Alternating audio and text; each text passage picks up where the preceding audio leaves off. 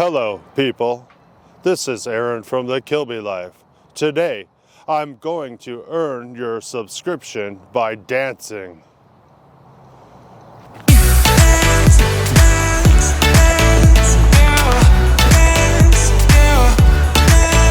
Yes, people might be watching me.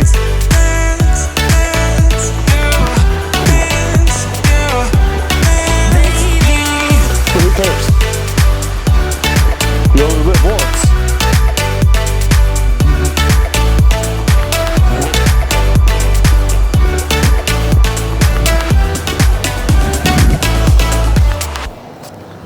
Haha.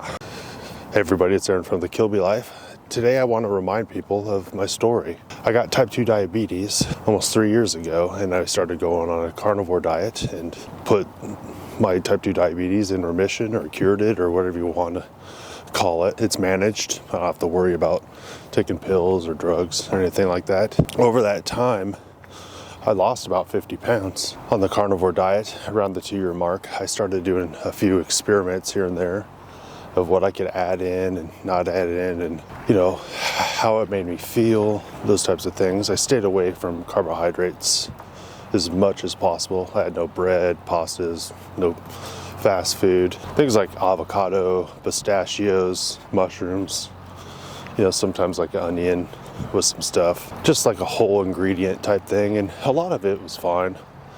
I think ultimately what really got me was the overconsumption of heavy cream and cheese, dairy in general, which I know doesn't sit with me well, but it's good. It was like the closest thing to a treat I was able to have, and that sparked this Lion Diet challenge, which I've done Lion Diet before, and when I was on carnivore, a lot of the time I was doing it was just eating just beef anyway.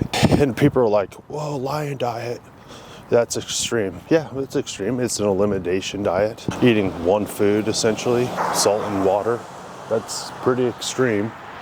Some people have to do it for whatever reason. I look at it as a tool to remind myself how to look at food. I think food is fuel, but the reality is it should be enjoyable too, to a certain degree. I mean, there has to be some enjoyment in it, and we have to eat. But what do we have to eat? How do we look at it? I've thought about it a lot of different ways, and I haven't arrived anywhere, but I feel like I've got a bigger picture of the whole thing. So this challenge to the 206, I've had people ask me, why 206? It's because 206 pounds for someone my height is the highest weight, or the lowest weight.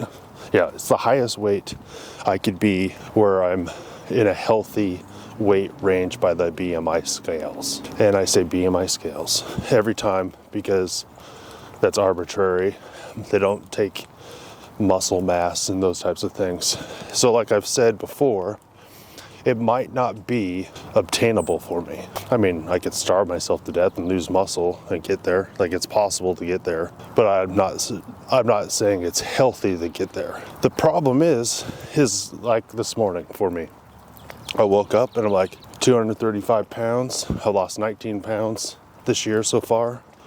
Feeling pretty good. My energy levels are great. I had to skip dinner last night because I didn't get home till late and I didn't want to eat before bed. I'm hungry. But I got up and I'm like, Aaron, you look pretty good. Like, most people would say you're in good shape, if not great shape, and you have no reason to beat your body and to hurt yourself, or potentially hurt yourself, or deny yourself pleasure because you don't have problems.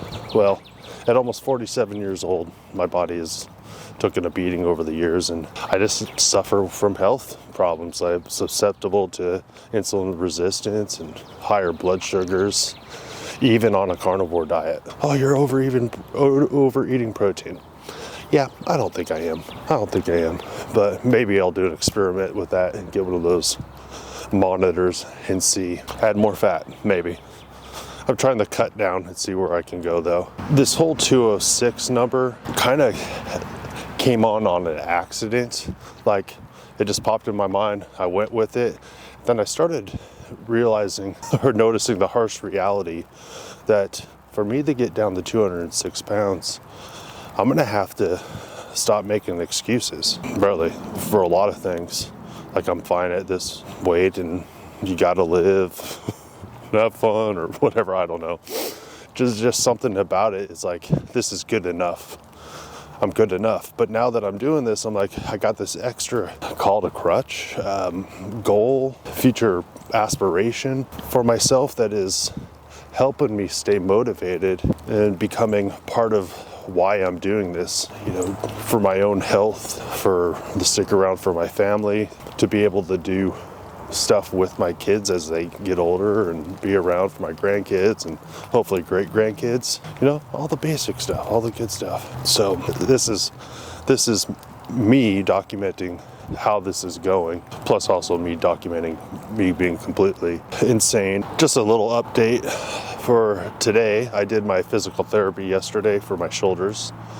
They're feeling much better. I feel like the inflammation went out of my body and that really helped. But my PT instructor had me doing this thing called Turkish get-ups, and they whooped my butt. So now I got some new things to do that hurt my body to make it stronger and able to get up and down. So that's fun.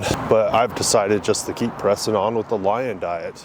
Now, that being said, like eating chicken wings with my sons on Saturdays, maybe something not just beef on date nights with my wife here and there. I was perfect for January. So I'm gonna give myself a little bit of leeway here and there, but I also don't want to give myself so much leeway that I end up going off the rails and just not caring again. For me, not caring or just keeping it at arm's length or distant or having blinders on is not good for me. I have to pay attention. It has to have intellectual devotion involved in it, or I don't do well. I have to pay attention. It just doesn't happen by osmosis or in a vacuum. I have to work at it, and it sucks. But I'll tell you right now, days like yesterday when I was busy, had a lot to do. I was also hungry, but I was able to show up and do everything I needed to do and function and feel good. That's a big deal. Wow. Very cloudy day today. We had an ice storm last night, mostly melted, it looks like. I was able to show up, be present in the moment, and I attribute that to my diet, plus giving up caffeine. I think that's been a real kicker for me. And every once in a while I think, man, that would be good. But then I remember, later on you'll feel just fine. You know, midday slumps and stuff like that. And I still get them on the carnivore diet or even on the lion diet. So why the lion diet? Because I'm trying to fight for my health and using it as a tool. I had another comment where a guy was saying, hey, yo, you had seasonings, like no seasonings, like sounds like a cult. Sure, sounds like a cult. No seasonings. But when I talk about seasonings and stuff like that, I don't just keep myself in mind. I try to keep people who might struggle with food consumption like I do, or it may be worse. I don't even know how you judge that.